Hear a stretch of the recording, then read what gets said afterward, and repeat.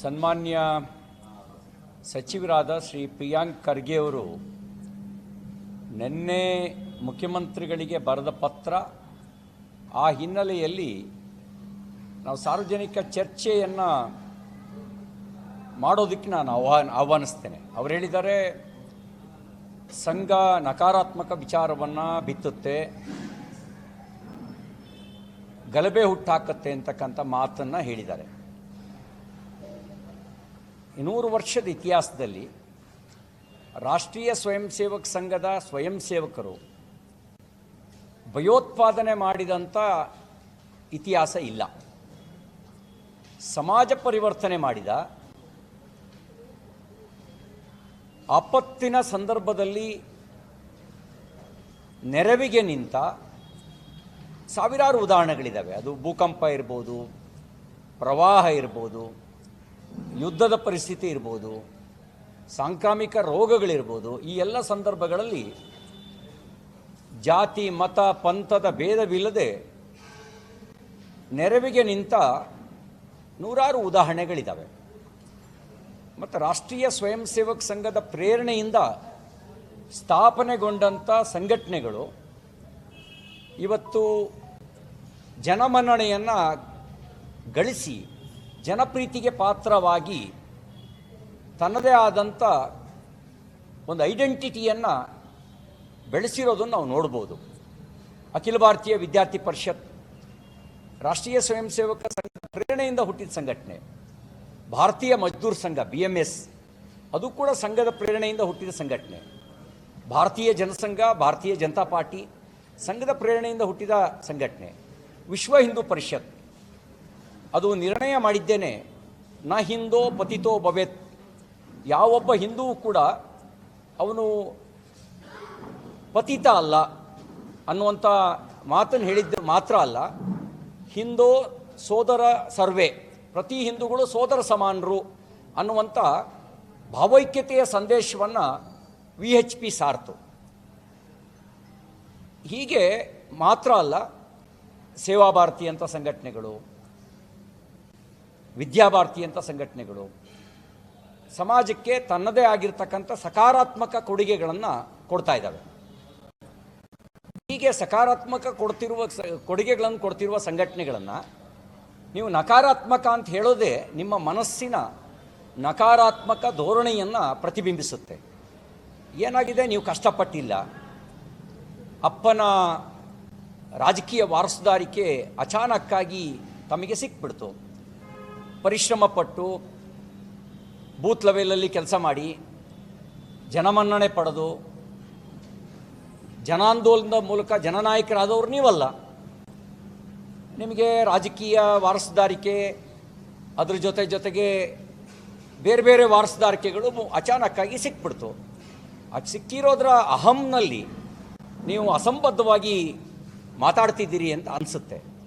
ಉದಾಹರಣೆ ಕೊಡಬೇಕಾದ್ರೆ ನೀವು ಬೇರೆ ಬೇರೆ ಉದಾಹರಣೆಗಳನ್ನು ಕೊಟ್ಟಿದ್ದೀರಿ. ಬಸವಣ್ಣನವರ ನಮ್ಮದು ಬಸವ ತತ್ವ ಅಂತ ಹೇಳಿದ್ದೀರಿ.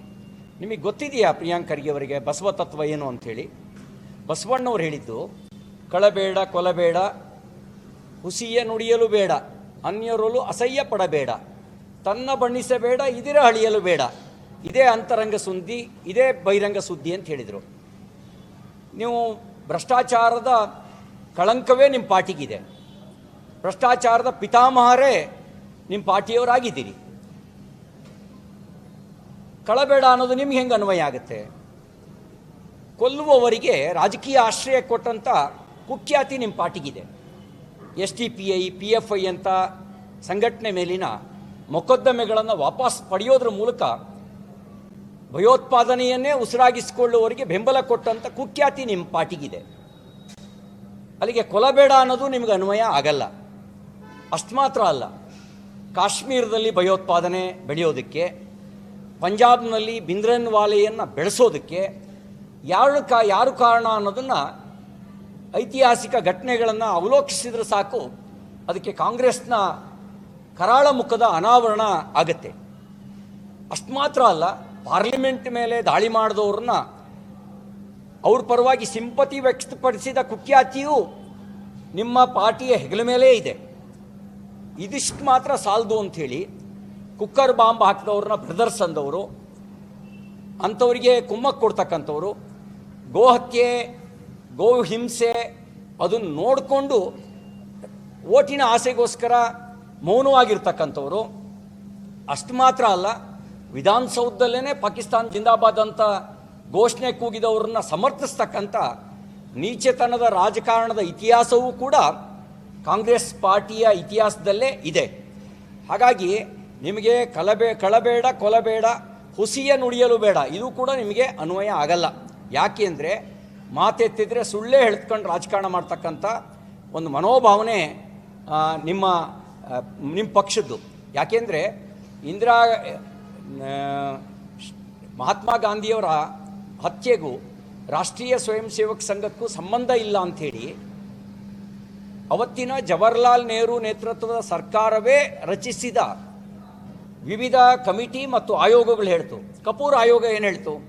ರಾಷ್ಟ್ರೀಯ ಸ್ವಯಂ ಸೇವಕ ಸಂಘಕ್ಕೂ ಗಾಂಧಿ ಹತ್ಯೆಗೂ ಸಂಬಂಧ ಇಲ್ಲ ಅಂತ ಹೇಳಿ ಕಪೂರ್ ಆಯೋಗ ಹೇಳ್ತು. ಆದರೂ ಮತ್ತೆ ಮತ್ತೆ ಮತ್ತೆ ಮತ್ತೆ ಗಾಂಧಿ ಹತ್ಯೆ ಮಾಡಿದವರು ಅಂತ ಸುಳ್ಳು ಹೇಳ್ತೀರಿ ಅಂದರೆ ಹುಸಿಯ ನುಡಿಯಲು ಬೇಡ ಅನ್ನೋದು ಕೂಡ ನಿಮ್ಮ ಪಾರ್ಟಿಗೆ ಅನ್ವಯ ಆಗೋದಿಲ್ಲ.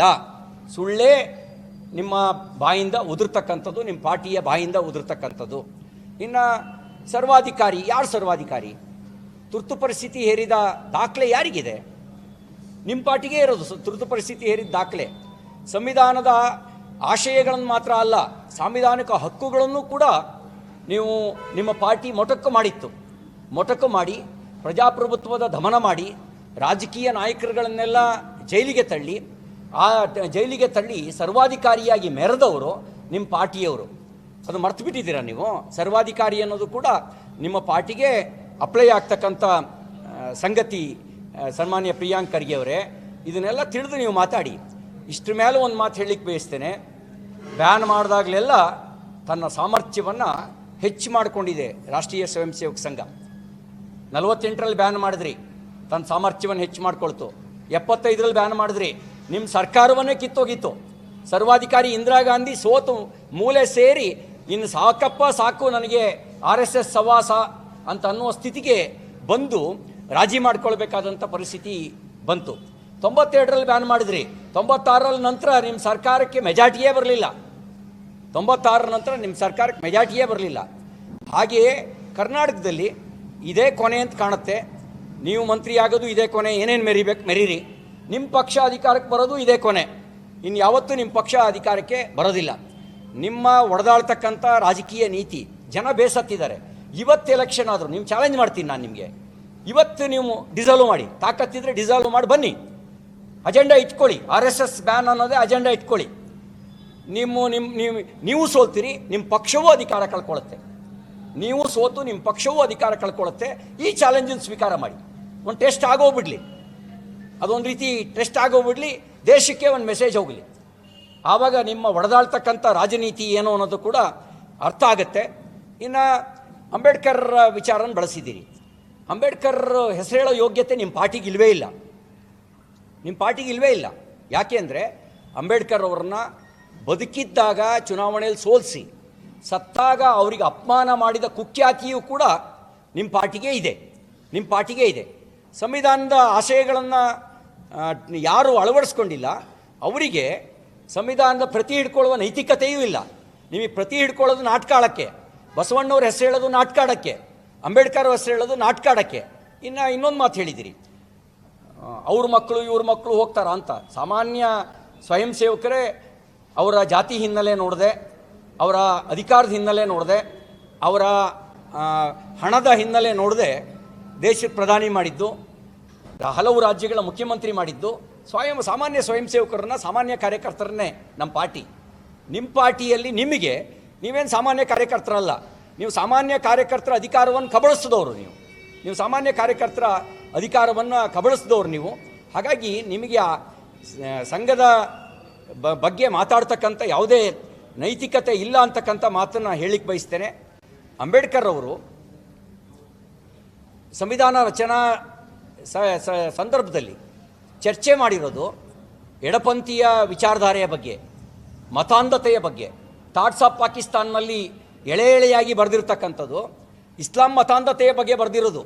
ಆಗ ನೋಡಿ ನಿಮ್ಗೆ ಅಂಬೇಡ್ಕರ್ರ ಹೆಸರು ಹೇಳುವ ನೈತಿಕತೆ ಇರಬೇಕು ಅಂದರೆ ಇಸ್ಲಾಂ ಮತಾಂಧತೆ ಬಗ್ಗೆ ನೀವು ಧ್ವನಿ ಎತ್ತಿದ್ರಿ. ಒಂದು ದಿನವೂ ಇಸ್ಲಾಂ ಮತಾಂಧತೆಯ ಬಗ್ಗೆ ಮಾತಾಡದೇ ಇರತಕ್ಕಂಥ ನಿಮಗೆ ಅದು ಯಾವುದೇ ನೈತಿಕತೆ ಇಲ್ಲ ಅನ್ನೋದು ಇದು ತೋರಿಸುತ್ತೆ. ಹಾಗಾಗಿ ನೀವೇನು ಇತಿಹಾಸ ಏನು ಹೇಳಿದ್ದೀರಲ್ಲ, ಇತಿಹಾಸದ ಬಗ್ಗೆ ಹೇಳೋಕೆ ಹೋದರೂ ಕೂಡ ತುರ್ತು ಪರಿಸ್ಥಿತಿ ಹೇರಿದ ಇತಿಹಾಸವು ನಿಮ್ಮದೇ. ಸಾಂವಿಧಾನಿಕ ಸಂಸ್ಥೆಗಳನ್ನು ಅನುಮಾನಿಸಿದ ಮತ್ತು ಸಾಂವಿಧಾನಿಕ ಹುದ್ದೆಗಳನ್ನು ಅಪಮಾನಿಸಿದ ಇತಿಹಾಸವು ಕೂಡ ನಿಮಗೆ ಇರತಕ್ಕಂಥದ್ದು. ಜಾತಿ ಒಡೆದಾಳಿ ರಾಜಕಾರಣ ಮಾಡಿದ ಇತಿಹಾಸವೂ ಕೂಡ ನಿಮಗೆ ಇರತಕ್ಕಂಥದ್ದು. ಕೋಮುವಾದ ಮತ್ತು ಮತಾಂಧತೆಯನ್ನು ಮತ್ತು ಭಯೋತ್ಪಾದತೆಯನ್ನು ಬೆಳೆಸಿದಂಥ ಇತಿಹಾಸವೂ ಕೂಡ ನಿಮಗೆ ಇದೆ ಅಂತಕ್ಕಂಥ ಮಾತನ್ನು ಹೇಳಲಿಕ್ಕೆ ನಾನು ಈ ಸಂದರ್ಭದಲ್ಲಿ ಬಯಸ್ತೇನೆ. ಇನ್ನೊಂದು ಮಾತು ಹೇಳಿಕ್ಕೆ ಬಯಸ್ತೇನೆ, ನೀವು ಖರ್ಗೆಯವರೇ ಸ್ವಲ್ಪ ಕೇಳಿಸ್ಕೊಳ್ಳಿ. ಸೇವೆ ಎಂಬ ಯಜ್ಞದಲ್ಲಿ ಸಮಿದೆಯಂತೆ ಉರಿಯುವ ಧ್ಯೇಯ ಮಹಾಜಲದಿಯೊಳಗೆ ಸಲಿಲವಾಗಿ ಹರಿಯುವ ಉಚ್ಚ ನೀಚ ಭೇದವ ಅಳಿಸಿ ದೂರಗೊಳಿಸುತ್ತಾ ರೊಚ್ಚು ರೋಷ ನೀಗುತ್ತಾ ಬಂಧುಭಾವ ಬೆಳೆಸುವ ಅನ್ನುವ ಹಾಡನ್ನು ಸಂಘದ ಶಾಖೆಯಲ್ಲಿ ಸ್ವಯಂ ಸೇವಕರಿಗೆ ಕಲಿಸ್ಕೊಡ್ತು. ನಿಮ್ಮ ಕಾಂಗ್ರೆಸ್ ಯಾವತ್ತಾದರೂ ಇಂಥ ವಿಚಾರನ ಹೇಳ್ಕೊಟ್ಟಿದೆಯಾ? ಹುಟ್ಟಿನಿಂದಲೇ ಜಾತಿ ಹಣೆಪಟ್ಟಿ ಹಚ್ಚುತ್ತಾ ಮುಟ್ಟದೆ ಅಟ್ಟುವುದು ಸರಿಯೇ, ಅಂತರಿಕ್ಷಕ್ಕೆ ಅಡಿಯಿಟ್ಟ ನರನಿಂದು ಅಂತರವ ತೋರುವುದು ತರವೇ, ಪ್ರಾಣಿ ಪಕ್ಷಿಯೊಳಿರಿತು ಐಕ್ಯಮತ್ಯದ ಭಾವ ಸಣ್ಣಿರುವೆ ತರಿಸಿತ ಕಣ್ಣ, ಅಣು ಅಣುವ ಸೃಷ್ಟಿ ಮಾಡಿರಲು ಮಹಾದೇವ ಮತ್ತೇಕೆ ಅಸ್ಪೃಶ್ಯ ವರ್ಣ ಅಂಥೇಳಿ ಜಾತೀಯತೆ ಮತ್ತು ಅಸ್ಪೃಶ್ಯತೆ ವಿರುದ್ಧ ಸ್ವಯಂ ಸೇವಕರನ್ನು ಜಾಗೃತಗೊಳಿಸಿದಂಥ ಒಂದು ಖ್ಯಾತಿ ಸಂಘದ ಶಾಖೆಗಿದೆ. ನಿಮಗೆ ಇಂಥದ್ದು ಯಾವುದಾದ್ರು ಖ್ಯಾತಿ ಇದೆಯಾ? ನಿಮಗಿರೋದು ಬರೀ ಕುಖ್ಯಾತಿ ಮಾತ್ರ. ನಿಮಗಿರೋದು ಕುಖ್ಯಾತಿ ಮಾತ್ರ. ಆ ಕುಖ್ಯಾತಿಯನ್ನು ಮುಚ್ಚಾಕ್ಕೊಳ್ಳಿಕ್ಕೆ ಸಂಘದ ಸ್ವಯಂ ಸೇವಕರ ಮೇಲೆ ಆಪಾದನೆಯನ್ನು ಮಾಡ್ತಾ ಇದ್ದೀರಿ. ಬನ್ನಿ ಚರ್ಚೆಗೆ. ನೀವು 3 ಬಾರಿ ಬ್ಯಾನ್ ಮಾಡಿದಾಗಲೂ ಕೂಡ ನ್ಯಾಯಾಲಯವು ಉತ್ತರ ಕೊಟ್ಟಿದೆ, ಜನರು ಉತ್ತರ ಕೊಟ್ಟಿದ್ದಾರೆ. ನೀವೀಗಲೂ ಕೂಡ ಬನ್ನಿ ಚರ್ಚೆಗೆ. ಅಥವಾ ನಾವೇನಾದರೂ ಸಂಘವೇನಾದರೂ ಸಮಾಜಘಾತಕವಾಗಿ ರಾಷ್ಟ್ರಘಾತಕವಾಗಿ ವರ್ತನೆ ಮಾಡ್ತಿರುವಂಥ ಒಂದು ಘಟನೆ ಇದ್ರೂ ತೋರಿಸಿ. ನಿಮ್ಮದೇ ಸರ್ಕಾರ ಇದೆ, ಫೈಲ್ ಮಾಡಿ ಕೋರ್ಟಿಗೆ ಕೇಸ್ನ. ಆಗ ಅಲ್ಲಿ ನೀವೇನು ಸಮರ್ಥನೆ ಮಾಡ್ಕೊಳ್ಳಿ. ಆವಾಗ ನಿಮ್ಮ ಸತ್ಯ ಏನು ಸುಳ್ಳೇನು ಅನ್ನೋದು ಅರ್ಥ ಆಗುತ್ತೆ. ಸತ್ಯದ ಹಾದಿಯಲ್ಲಿ ಹೋಗೋವನಿಗೆ 108 ವಿಘ್ನಗಳು ಬರ್ತವೆ. ಸಂಘ ಸತ್ಯದ ಹಾದಿಯಲ್ಲಿ ಹೋಗೋದನ್ನು ಬಿಡೋದಿಲ್ಲ, ಅದನ್ನು ಮುಂದುವರಿಸುತ್ತೆ. ಮತ್ತು ಬ್ಯಾನ್ ಮಾಡ್ತೀವಿ ಅಂತ ಹೇಳಿದ್ದು ನೀವು ಮೊದಲನೇವರು ಅಲ್ಲ. ಬಹುಶಃ ನಿಮ್ಮ ನಂತರನೂ ಕೆಲವರು ಮತ್ತೆ ಮುಂದುವರಿಸ್ಬೋದು. ಆ ಬ್ಯಾನ್ ಮಾಡ್ತೀವಿ ಅನ್ನೋರೆಲ್ಲ ಹೇಗೆ ಬದಲಾದರು ಅನ್ನೋದನ್ನು ನಿಮ್ಮ Jawaharlal Nehru I will crush Jan Sangh, I will crush RSS ಅಂತ ಹೇಳಿದರು. 63ರ ಗಣರಾಜ್ಯೋತ್ಸವದ ಪೆರೇಡ್ನಲ್ಲಿ ರಾಷ್ಟ್ರೀಯ ಸ್ವಯಂ ಸೇವಕ ಸಂಘಕ್ಕೆ ರಾಜಮನ್ನಣೆಯೊಂದಿಗೆ ಪೆರೇಡ್ನಲ್ಲಿ ಭಾಗವಹಿಸೋಕ್ಕೆ ಅವಕಾಶ ಕೊಟ್ಟರು. ಅವರು ಬದಲಾದರು. ಇಂದಿರಾ ಗಾಂಧಿ ಸಾಕಪ್ಪ ಸಾಕು RSS ಸವಾಸ, ನಾನು RSS ಒಂದಕ್ಕೆ ಕೈ ಹಾಕದೇ ಇದ್ದಿದ್ದರೆ ಅಧಿಕಾರ ಕಳ್ಕೊಳ್ತಿರಲಿಲ್ಲ ಅಂತ ಆಪ್ತರ ಜೊತೆಯಲ್ಲಿ ಅಲವತ್ತುಕೊಂಡ್ರು. ಅದು ಕೂಡ ಇತಿಹಾಸವೇ. ಇನ್ನು ಜಯಪ್ರಕಾಶ್ ನಾರಾಯಣರಿರ್ಬೋದು, ಸನ್ಮಾನ್ಯ ದೇವೇಗೌಡರಿರ್ಬೋದು, ಸಂಘದ ವೇದಿಕೆಗಳಿಗೆ ಬಂದು ಸಂಘದ ವಿಚಾರವನ್ನು ಕೊಂಡಾಡಿದರು. ಭಾಳ ನಿಮ್ಮ ತಂದೆಯವರು ಕೂಡ 2002ರಲ್ಲಿ ಸಮರಸತಾ ಸಂಗಮ ನಡೀತು ಇಲ್ಲಿ ಹೆಬ್ಬಾಳದ ಹತ್ರ. ಆ ಸಮರಸತಾ ಸಂಗಮದ ಪೂರ್ವ ಸಿದ್ಧತೆಯ ಯೋಜನೆಯನ್ನು ನೋಡಿಕೊಂಡು ಮೆಚ್ಚುಗೆಯ ಮಾತನಾಡಿ ಹೋದರು.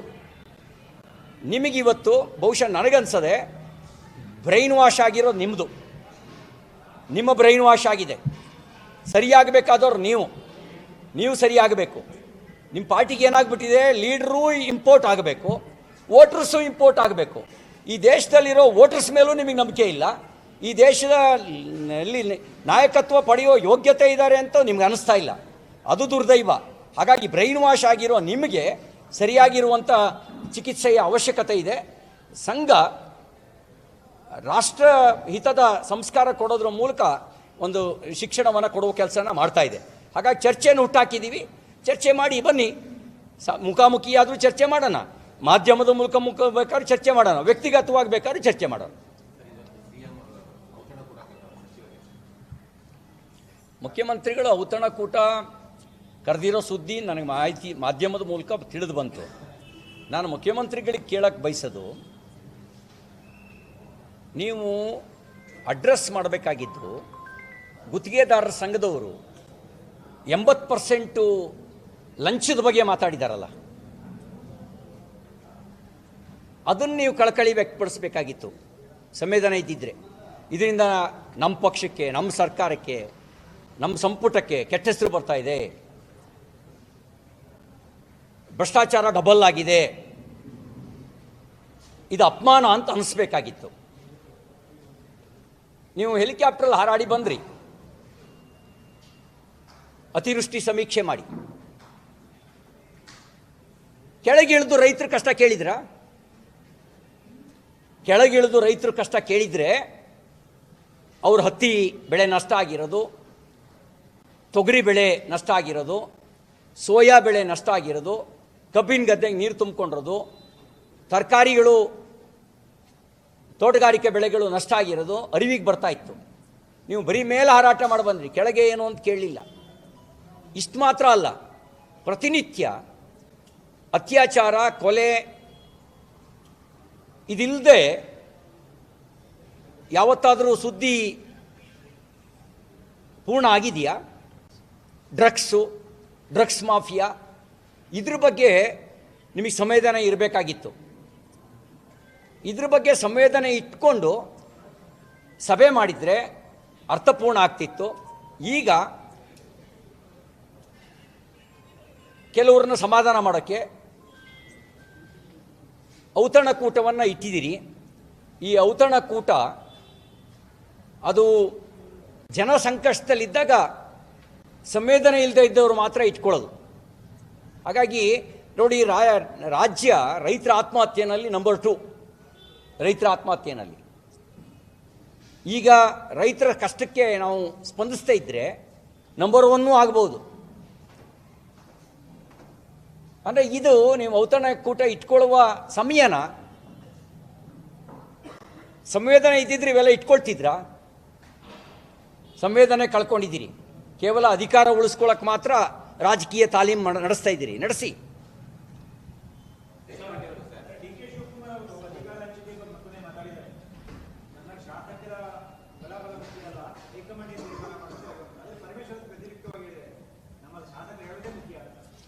ನೋಡಿ, ಆ ಪಕ್ಷಕ್ಕೆ 136 ಸೀಟ್ ಕೊಟ್ಟಿದ್ದಾರೆ. ಭ್ರಷ್ಟಾಚಾರ ನಡೆಸಿ ಅಂತ ಕೊಟ್ಟಿಲ್ಲ, ಲೂಟಿ ಹೊಡೀರಿ ಅಂತ ಕೊಟ್ಟಿಲ್ಲ, ದಬ್ಬಾಳಿಕೆ ಮಾಡಿ ಅಂತ ಕೊಟ್ಟಿಲ್ಲ, ಸರ್ವಾಧಿಕಾರಿಯಾಗಿ ಅಂತ ಕೊಟ್ಟಿಲ್ಲ. ಯಾರನ್ನು ಮುಖ್ಯಮಂತ್ರಿ ಮಾಡ್ತಾರೋ ನಮಗೆ ಸಂಬಂಧ ಇಲ್ಲ. ನಿಮ್ಮ ಪಕ್ಷ ಹೋಗ್ತಿರುವಂಥ ದಾರಿ ಅದು ಪ್ರಜಾಪ್ರಭುತ್ವಕ್ಕೆ ಸೂಕ್ತವಾದ ದಾರಿಯಲ್ಲ. ಉತ್ತಮ ಆಡಳಿತದ ಭರವಸೆ ಕೊಟ್ಟು ಭ್ರಷ್ಟಾಚಾರ ನಡೆಸ್ತಾ ಇದ್ದೀರಿ ನೀವು. ನಮ್ಮ ಚಿಂತೆ ಈ ಭ್ರಷ್ಟಾಚಾರದ ಬಗ್ಗೆ ಮಾತ್ರ. ನಮ್ಮ ಚಿಂತೆ ನಿಮ್ಮ ಸರ್ವಾಧಿಕಾರಿ ನಡವಳಿಕೆ ಬಗ್ಗೆ, ನಮ್ಮ ಚಿಂತೆ ರೈತರ ಸಂಕಷ್ಟದ ಬಗ್ಗೆ, ನಮ್ಮ ಚಿಂತೆ ನಿಮ್ಮ ಬೆಲೆ ಏರಿಕೆ ನೀತಿ ವಿರುದ್ಧ.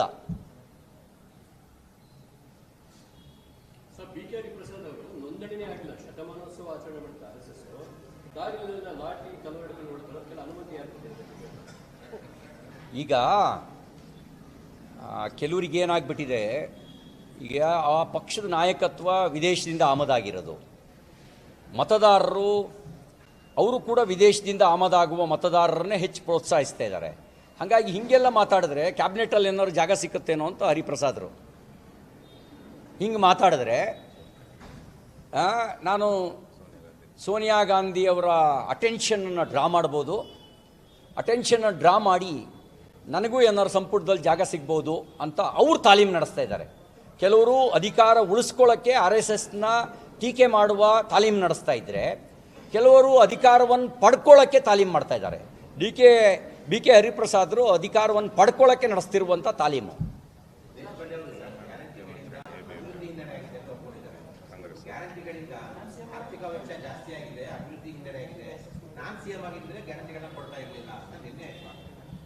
ಈಗ BJPಯವರು ಮಾತಾಡಿದ್ರೆ ಟೀಕೆ ಅಂತಾರೆ.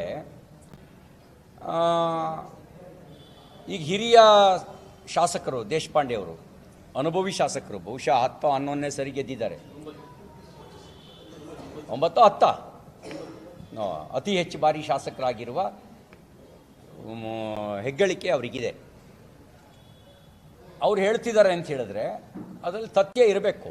ಮತ್ತು ಸಾಲದಲ್ಲಿ ದಾಖಲೆ ಈಗ ಅತಿ ಹೆಚ್ಚು ಸಾಲವು ಈ 24-25ನೇ ಸಾಲಿಗೆ 1,16,000 ಕೋಟಿ ಸಾಲ. ಈ ವರ್ಷದ ಬಜೆಟ್ನಲ್ಲಿ ಪೂರ್ಣ ಆಗಿಲ್ಲ ಇನ್ನೂ 1,16,000 ಕೋಟಿ ಸಾಲ. ಇಷ್ಟಾದಮೇಲೆ ಉದ್ಯೋಗ ಸೃಷ್ಟಿ ಮಾಡುವ ಯೋಜನೆ ಯಾವ್ದಾದ್ರು ಇದೆಯಾ ಅಂದರೆ ನೋ. ಆಸ್ತಿ ನಿರ್ಮಾಣ ಆಗ್ತಾ ಇದೆಯಾ ಅಂದರೆ ನೋ. ಆಸ್ತಿ ನಿರ್ಮಾಣ ಆಗ್ತಾ ಇದೆ, ಇವರ ಸಚಿವರುಗಳು ಇವ್ರ ಕುಟುಂಬಗಳ ಆಸ್ತಿ ನಿರ್ಮಾಣ ಆಗ್ತಾ ಇದೆ, ಸಾರ್ವಜನಿಕ ಆಸ್ತಿ ನಿರ್ಮಾಣ ಆಗ್ತಾ ಇಲ್ಲ. ಇದು ಈ ಸರ್ಕಾರದ ಹಣೆ ಬರ.